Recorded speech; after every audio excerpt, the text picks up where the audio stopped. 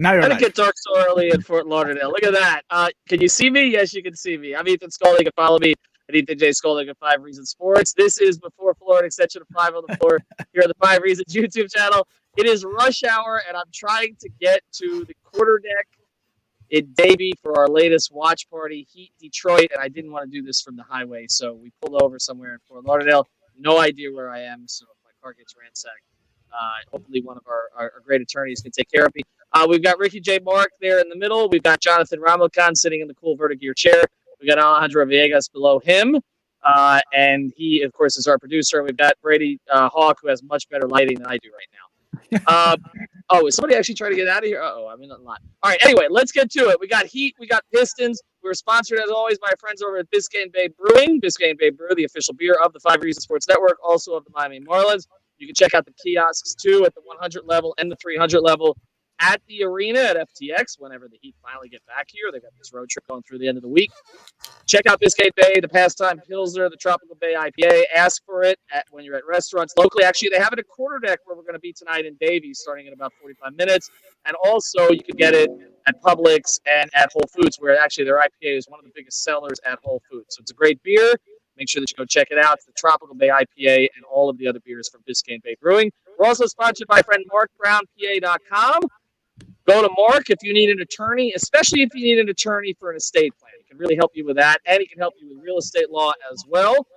Mark helped me with a couple of properties that I was sold in the past couple of years. Did a great job, even when there were people on the other side who are not that competent. You have to have a competent office to make sure it gets done. Mention 5 Reasons. We'll give you the $295 deal. Just mention that to him. And, of course, he can handle many other things in there in addition to probate. So go to Mark Brown, M-A-R-C, BrownPA.com. Great guy, too, and a big Miami sports fan, including Heat fan. If he was in town today, he actually was going to stop by our watch party, where you can actually meet some of our other sponsors. Our friend TJ from CPT is going to be there, Chris from Everything Trade Shows, and some others. I don't know who represents Manscaped, so I'm not sure who's going to be there from that. All right, let's get to it. We know this is the signature line. Can you even see me right now? We know this is the signature line. Brady, who's in, who's out? Yeah, so there was a lot of guys from the starting lineup on tonight's. Bam Adebayo was questionable. He will play. Duncan Robinson and PJ Tucker were the other questionable tags, and they're going to go through their warm-ups and kind of see how they go from there. He seemed a little bit more optimistic when he talked about Duncan compared to PJ.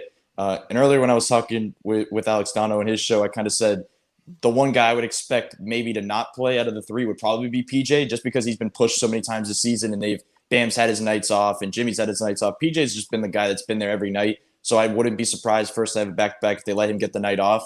But obviously we know how PJ is. He'll probably push to play tonight. So that's pretty much it. And then obviously Detroit is without Isaiah Stewart, and I don't think they even have another center on their roster. What happened with Isaiah Stewart? I didn't hear anything about that. Jonathan, I want to ask you about what they do without PJ, because we've had a lot of discussions about what they do without other players, right? But still no Markieff Morris. I mean, this is game 8. It's going to end up being 10 games, and, of course, Denver is the first opponent Miami comes back to. I don't know if Markieff is going to come back for that, but he's serious. I mean, he was injured. I mean, he's missed 8 games already. But he was supposed to be the backup to PJ. So if not PJ, who?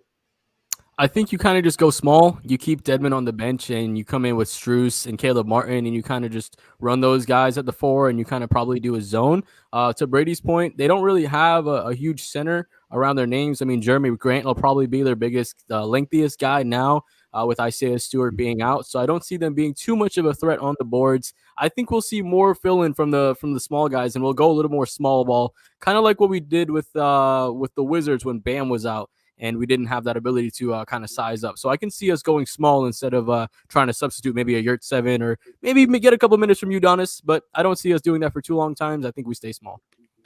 Ricky, these kind of games, again, unless you lose them, you don't remember them, right? Like, this is kind of how this goes. This game against Detroit, against Minnesota, we remember the past couple of years, particularly last season, all the bad teams that Miami lost to, including Detroit, by the way. That was one of the teams. But they lost to a lot of bad teams, and then we kind of lamented those losses at the end of the season because we were like, well, they might have been in a better seed. They might have avoided Milwaukee if not for that. What do you want to see tonight? I mean, should we expect blowouts from this team? It doesn't seem that's how the Heat are kind of constructed. I know Heat Nation is is hell bent on absolutely destroying the opponent. But at the end of the day, more points than the other team. If it's 1, if it's 11, if it's 21, just go out and win the game. Play a balanced game. Make sure everybody's doing their job. Make sure the bench is performing up to their level and not down to their opponent. And just go in there, be surgical, be systematic, and be efficient, and then leave, and then go on to the next game.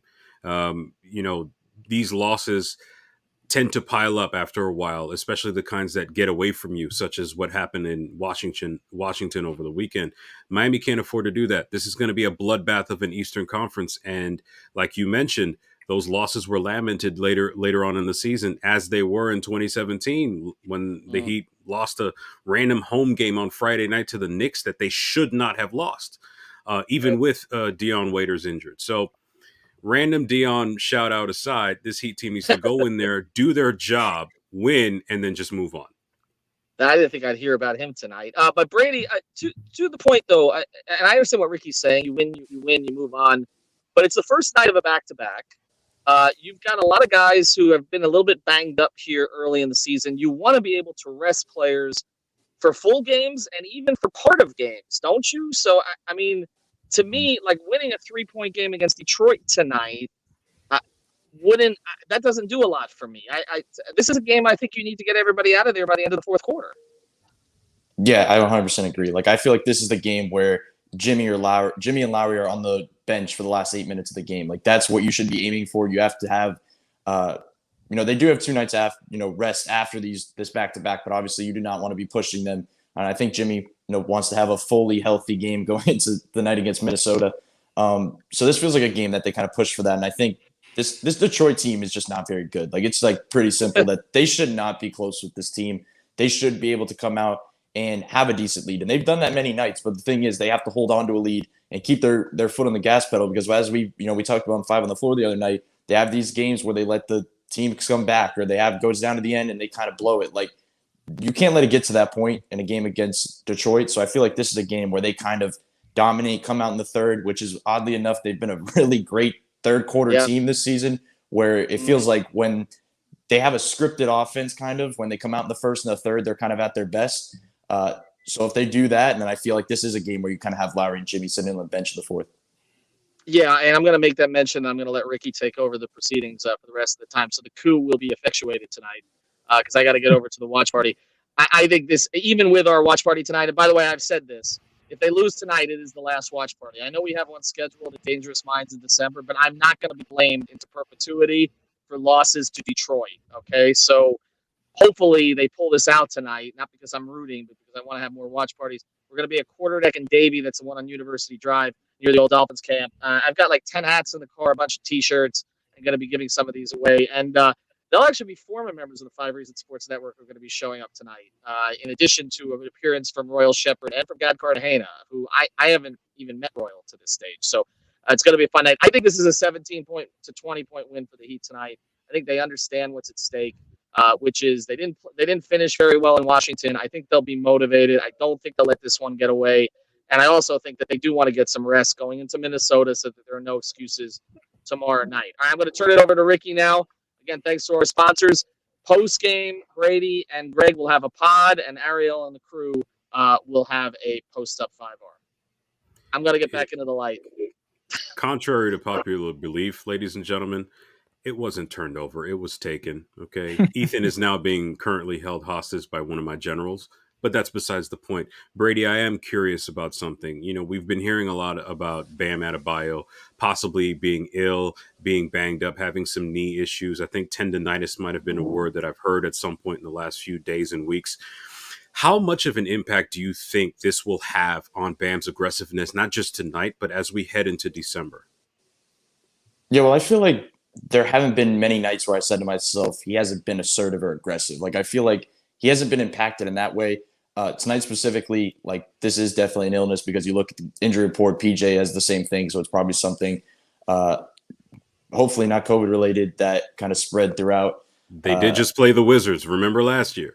They did do that. But I do think, talking about the knee, I kind of feel like they have to take these back-to-backs they can't take them lightly, because I feel like they've done this with over the years with so many different players, and just because Bam Adebayo is a young guy, they kind of have to watch him a little bit. I know they're gonna have their eyes on Lowry and Jimmy and PJ and all these guys, but if they can kind of preserve Bam in that way and not have to push through with him, because now this is a team that doesn't have to rely on him as much. Like, if you don't have Bam last year, it was probably, a very high chance you were going to lose that game. As good as Jimmy Butler is, they just cannot survive without those two guys playing.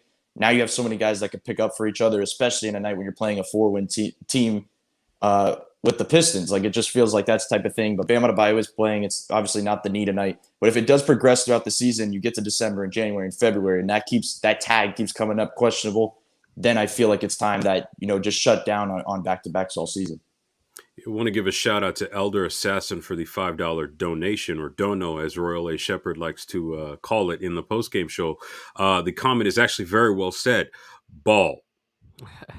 Ball is life. Yes, indeed. So, Ramlakan, I am curious. I watched the Pistons-Lakers game over the weekend, and I did notice a few things that made the Lakers a bit concerned, aside from the fact that they've been mediocre despite their talent. This Pistons team looks like they can run. And with all those young legs out there, especially with Cade Cunningham running up and down that floor, I have a feeling that this could be a problem for a rather aged Miami Heat team that is currently dealing with injuries. I do have a question about Kyle Lowry. We'll get to that in a little bit, but what are your thoughts on the Pistons possibly using their pace and tempo to Miami's disadvantage tonight? Yeah, that could be something that really could be dangerous. Like, to your point, Cade Cunningham, guys like Sadiq Bey, Jeremy Grant, those guys are young. They like to get out and run. And if Miami starts making careless turnovers or even not getting back in transition after a missed shot, I can see that becoming a problem, because now with the lack of PJ Tucker, we're not going to have the same amount of switchability on everything. If Bam switches out, we don't have somebody inside the paint rebounding as much as somebody like a PJ Tucker would. So we have to be a little more careful with our defensive matchups and what we do in transition. I think it's going to be super key that we slow down this young Pistons team, because we saw when the pace slowed down against the Lakers, the ball stuck and they ended up taking bailout threes, and that's how the Lakers were able to come back in the game. So keep the tempo down from this Pistons team. I love to see Jimmy get to the line, so that way we can also set up our defense on the other end. I think, just like you said, slowing it down is really going to help him out, because we don't want to get caught up with mismatches and then we end up in foul trouble, and we already thin. So absolutely. Yeah. And no question, in a weird way, I'm kind of glad that the Heat have Kyle Lowry instead of Russell Westbrook, because as much as I like Russell Westbrook and I enjoy watching him play when he's on, there are times when it's just ugly. And we've seen a lot of that this season, and it's in part one of the reasons why the Lakers weren't able to beat Miami in regulation. But that's a whole nother conversation altogether. Speaking of Kyle Lowry, Brady, we've been talking about both in the pregame, not both, but in the pregame, the postgame, and during halftime with Paces and Spaces with Sean Rochester and Marco Roma, as well as some of the, and I think, no, am I allowed to say Tony's name in the pregame? Yes, I am. It's the coup. Royal's not here. What, if any, are some of your concerns about Kyle Lowry's shooting heading into tonight? Because look, even with Bam somewhat available tonight, an illness might mean he might be able to play, but he might not be his true self, meaning we might need a lot out of Kyle Lowry, something I'm not sure we got much of against Washington. What are your thoughts on Kyle Lowry heading into tonight? Yeah, I think if we see a lot from Kyle Lowry, it's going to be a lot of assists in the range of Tyler Hero, because this feels like a game that Tyler Hero just gets a ton of attempts and puts up a ton of points just with the the questionable tags that we talked about. With Lowry, I wouldn't say I'm concerned about his shooting. Like, it is something that we have to talk about, because we talk about Duncan's all the time. Lowry's isn't talked about as much, just because he does so many other things that, like, he's able to get to the rim, provide rim pressure, he can defend, and obviously he sets up the offense at an elite level. So it's kind of pushed aside. But when you have these nights where he's shooting just as poorly from three as Duncan Robinson, like, it's going to fall eventually, but it kind of needs to be able to be there off the catch when they're able to double Jimmy on the drive every time. They're not fully leaving Lowry, like, they're still worried about him, but it's just, you have to really have a glue guy on the wing when you have Jimmy, as great of a driver as Jimmy is. So I just feel like when he gets the off the catch shot falling, like, that's when things will change. Obviously, we know he loves his transition pull up. He loves the pick and roll pull up. But if he can play off the catch and Jimmy can drive and kick and do all that stuff, and he can have a little 40%, 45% nights consistently, like, that's what you're going to need. I don't know if I think it's the same thing with Duncan. It's just the shot not falling. Like, it's nothing mechanical. We know Kyle Lowry can make threes. Shout out to Toronto fans. And yeah, I just feel like they're going to fall eventually, and they'll kind of go from there when they start doing, and it'll kind of change the offense. Speaking of shots falling, Ramlakhan, I'm glad that Brady brought up Duncan's name because, while, and this is shout out number 2 to Sean Rochester this evening, he has been a proponent of Duncan Robinson, never being afraid to show the fact that, in the last few games, he's been shooting around 40% from 3. But I think one of the reasons why Duncan Robinson has been struggling so mightily this season is that while he may be shooting around 40% from 3 in the last X amount of games, we can't argue the stats.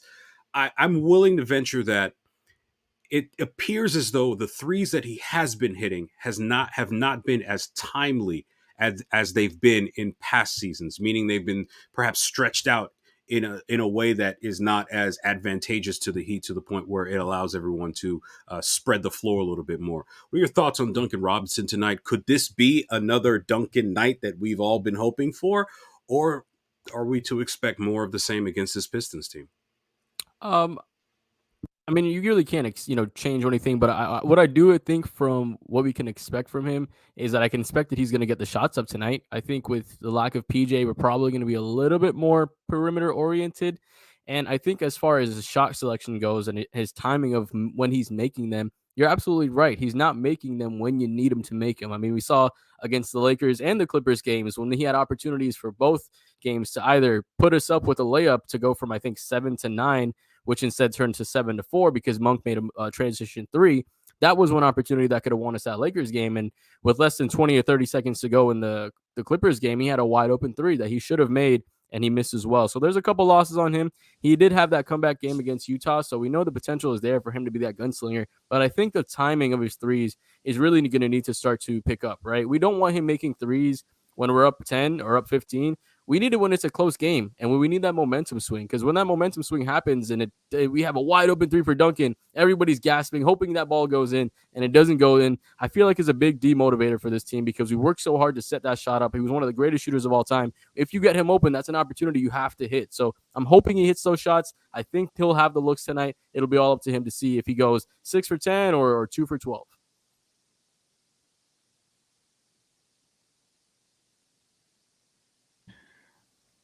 I think we lost Ricky. Yeah, I think Ricky's muted. I do want to say though that you said now he's back. Now he's back. I'm good, but go ahead, Brady. Go ahead, Brady. Without PJ, I just want to make sure that was just speculation. Like, PJ and Duncan are Right. going to go through the warm-up. So, like, I just want to make sure that I would not be surprised if he played. But if there was a guy that wasn't going to play, like, I would expect Duncan to play before I'd expect PJ to play. True story. So actually, you know what? I was going to swing it back to you anyways, Brady. This Pistons team is a young Pistons team. We've got guys like Jeremy Grant and Cade Cunningham and so on and so forth. And unfortunately, there won't be a Kelly Olynyk revenge game anytime soon. But, as we get ready to wrap up, essentially, what can we expect out of this Pistons team? We've talked about their pace. We've talked about Cade Cunningham. Well, not too much, but Cade Cunningham has had a tiny bit of a rough start to the season, but you can see he's kind of rounding into form. I believe his first triple-double in his career came against the Lakers over the weekend. Do you think this is more of a confidence booster? Could this be not so much a random scrub heat killer, but could this guy really be a threat for us tonight? I think the guy they're going to have to cut off on their team is Jeremy Grant, because if you think back to last season, obviously it was a completely different Heat team, but Jeremy Grant was just giving them buckets. Like, it was just that he was doing everything. They could not stop him. I think Bam was playing as well, but there was just so many holes in the roster at that time defensively that they couldn't really even keep up with the Pistons team, which I think was a sign heading into the playoffs, what was to come with that roster. But obviously, I think you kind of have to cut off Jeremy Grant, especially if Bam and PJ end up playing. Like, I think you're totally fine with that. You probably end up putting PJ on Jeremy Grant to start it off, and you just wait for the random scrub heat killer to basically pop up. Like, that's the way it's going to happen. But that's how you win games against a 4-win team. Like, if you their guys are going to hit shots. Maybe there's going to be a random guy you don't know about that's going to hit a shot in a quarter and go on a big run. But ultimately, they're not going to be able to will them to win a game against this Miami team. Like, this is a totally different group. But if you're able to hold Jeremy Grant at least to an inefficient night, then you definitely have this thing where your best players are resting the fourth quarter. Yep, that works for me. So we are getting ready to wrap up our pregame. Of course, thank you for having us this evening, everybody. So basically, where are we right now? I'll start with you, Ramlakan. Who wins tonight? By how much? How do you feel about it?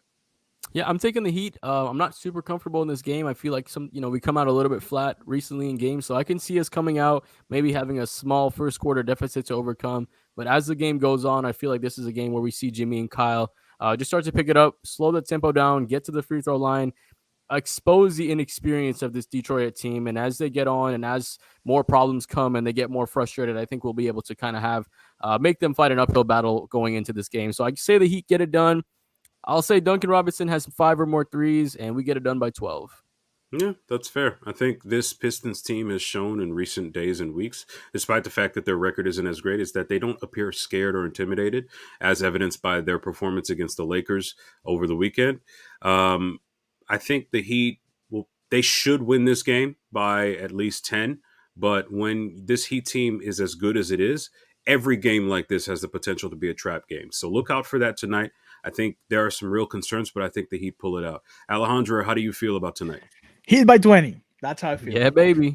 Well, Look at Brady's face. Brady's like, whoa. That makes sense. I'll round it out with you, Brady. How do you feel about tonight? Where do we go from here?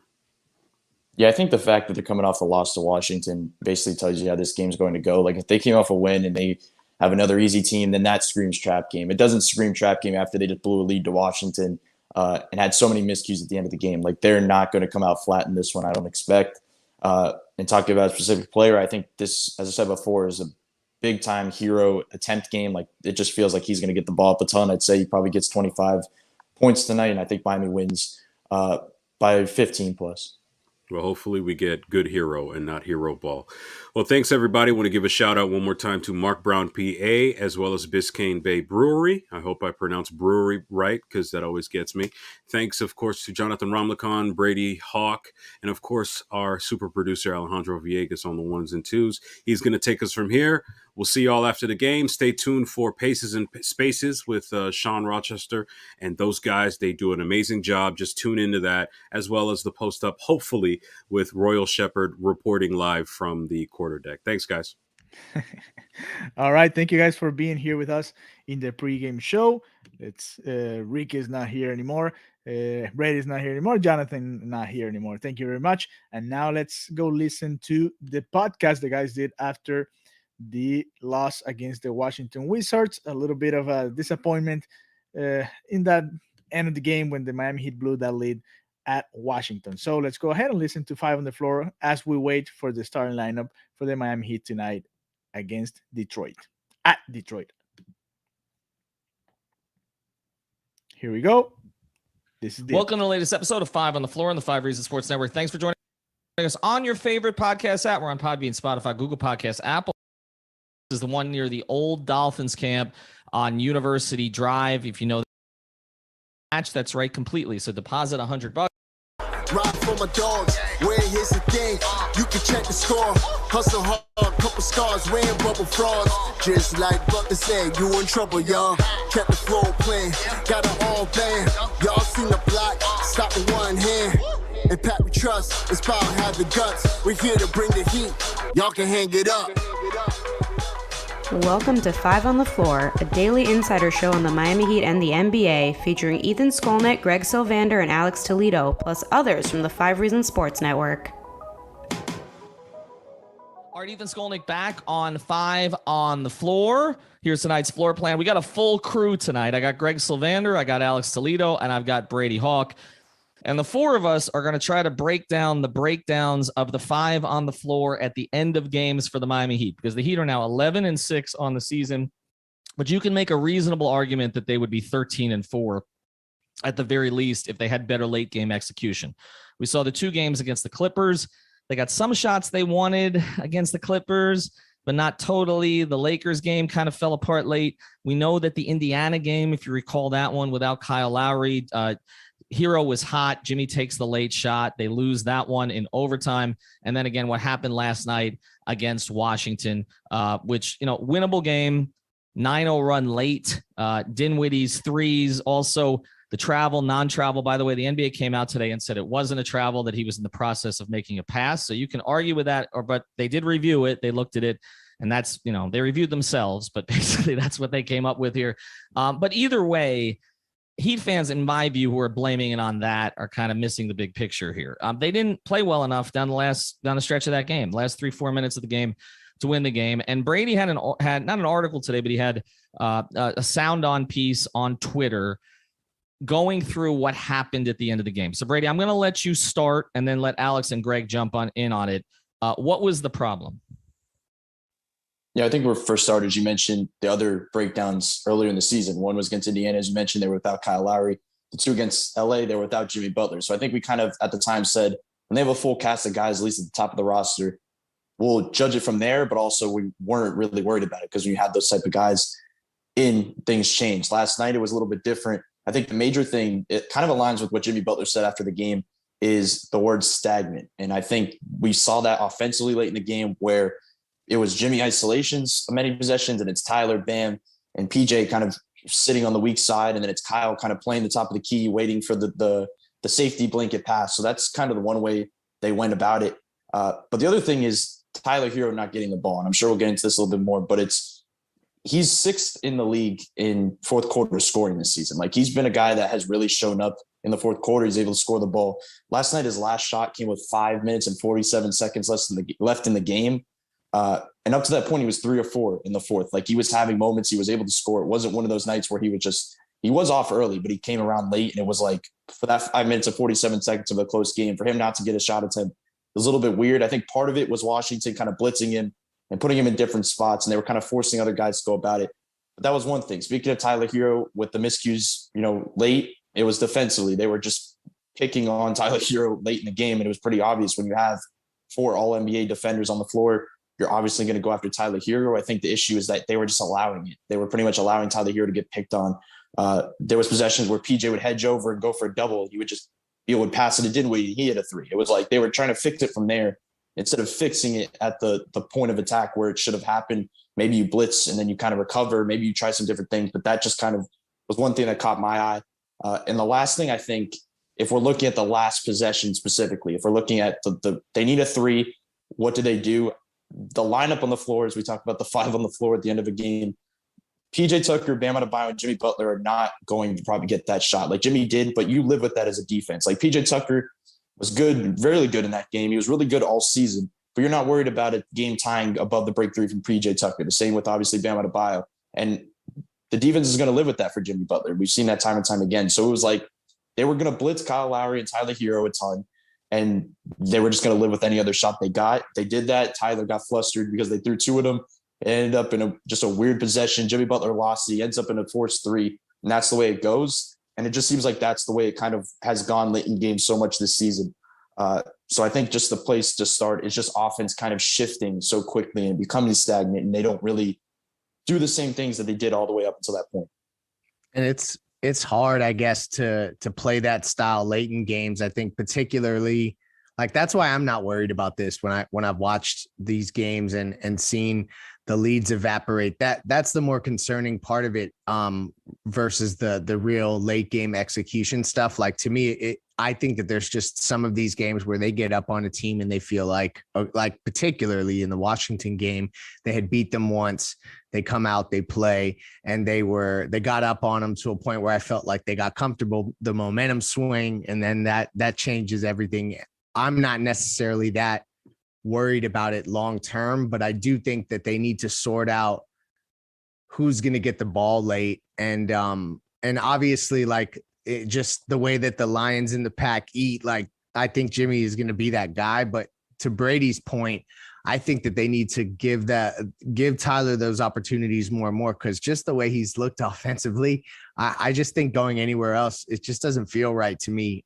So I hope that they continue to lean into Tyler. But so that's the interesting dynamic, is that the way that they've been playing, they haven't had to be in many clutch situations because they were blowing teams out early, and it's because they were getting out on the break and playing a fast freestyle of basketball. But when you're in a close game late, that doesn't necessarily transpire like that. So seeing who gets the ball late, and it's been Jimmy so far, I guess, will be interesting go forward.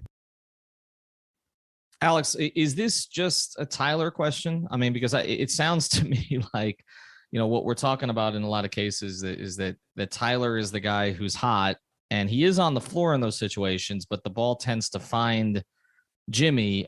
I thought that, and again, the Lowry situation with Indiana was such he wasn't on the floor. So we kind of blame this on him not being there, but he has been on the floor in these other situations, right? And it still doesn't seem to be finding Tyler. But again, with the exception, I can't remember which LA game it was now. Was it the Laker game or the Clipper game where Tyler had two looks and one was a bad look, probably he shouldn't have taken, and the other look, was that the Laker game, Greg? Yeah, that was the Laker game. Okay. Yeah. And then the second one that, he had, as he said, is a shot that usually goes 9 out of 10 times. But again, my feeling on this was that having Kyle Lowry was going to be the thing that relieves this, because that's kind of what we blamed it on last year. They don't have a point guard down the stretch. So I think it's a good question. I think it's interesting that we've kind of already boiled it down to whether it's a Jimmy or Tyler thing and how much Kyle affects this, because obviously we're just so early into the season and we've had just a handful of these actual crunch time minutes. So it's hard to gauge and hard to come to conclusions, right? But like, to me, the strength of this team is the fact that they have 3 or 4 guys that you can go to in a lot of different ways throughout a game, whether on offense or defense. And to kind of try to decide whether you want to give it to one guy or the other kind of takes away from that whole strength to me, because it's like, good point. They're so good at moving the ball and kind of just, flowing from option to option, because they have a lot of different good ones. So to me, I'm not really worried about whether it's who's taking, the majority of the shots, even though I would be interested to see how that distribution has gone so far, because I haven't looked into that. But it's interesting because Jimmy going to the line and getting in his spots is still probably their most effective form of offense. But then Tyler has that thing where it's like he really wants those shots. You need to pull up shooting. Lowry is obviously a great point guard. Bam is a great roll threat. We know that he could hit the shots in mid-range. So it feels to me like they have so many options that because of that, I'm less worried about it, less concerned about it as it goes forward. But I just haven't loved the look of it so far. Like, I was looking at some of these numbers before the game. Before the podcast started, which is our game, so pregame. But basically, the Heat in the fourth quarter are actually a pretty good team. Like, they're in the top 10 of most of their stats. And then I was looking into Anthony Chang's article, and he was going into the stuff with the actual crunch time minutes and how badly they shoot, how much they turn over the ball there. So I just think it's insane that there is that much of a gap, right? Where they're like, top 10 in the fourth quarters in general, accounting for crunch time minutes. But then somehow when you're only looking at the crunch time minutes, they're awful, right? So I think there's a weird disconnect there, which is why I'd like to see a little bit more. But again, I tend to lean not worried, just because of, the amount of options that they have compared to the past couple of seasons. Yeah, and I get it with the amount of options, and I understand why we wouldn't necessarily be worried. But, we talked about this last year, and we kept saying, don't be worried, don't be worried, don't be worried. They were really good down the stretch the previous season, particularly in the bubble, and it just never came around. And I think that's why we decided to address this early, because, you start to see trends, and you figure you're going to get out of them. And the same is sort of true of Duncan Robinson shooting, and to a certain degree, Kyle Lowry shooting. Like, we keep saying, okay, this will normalize. This will normalize. And there's actually a bigger sample size now of Duncan and Kyle at the beginning of the season than there is clutch situations, right? Overall for the team, because simply there's been more shots than there's been clutch time, for the Heat. But I do think that there are some things that we've seen early that I think are going to have to transition a little bit as the year goes on. There is sort of a reliance, I think, from the head coach in particular, and this goes back to something I've talked about with Dwayne Wade, where he will lean on his star to make a play for him, and he will defer to his star. He may draw up something great, but the options are essentially going to default, to the star. In other words, he's going to trust the guy. It's that whole thing. I'll go to my grave with Dwayne Wade taking the shot at the end of the game, right? I sort of feel like we're there with Jimmy. It's like if Jimmy feels he has it, it's okay for Jimmy to take it. And I think most of us, again, feel that, you can trust Jimmy, But also, and I know that these numbers were put on Twitter, after, a game where I think it was the Indiana game.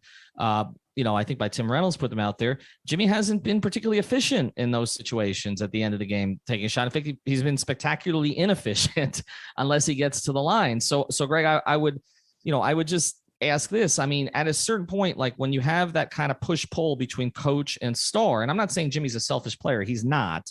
He's trying to do what's best for the team. Spo trusts him to make these decisions throughout the game. Why would you not trust him at the end?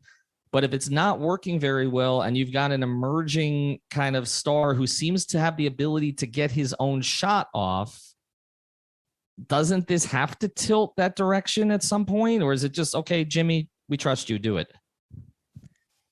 The beautiful thing about basketball is the game has a very interesting way of just of figuring that kind of it usually works itself out. And I guess like the way the best way that the most explanatory power I can bring to that is like, we just kind of knew that Dwayne was the guy all of a sudden in Miami. And we didn't have to necessarily say, although there was conversation about Shaq handing it over to Dwayne, like it was pretty apparent. And I'm not saying it's that same exact parallel, but ultimately, I think giving the ball to Jimmy and letting him be the decision maker and have the discernment of who gets the ball where and kind of being the one who sets it up, I'm all about that. But it's just more about who finishes the plays.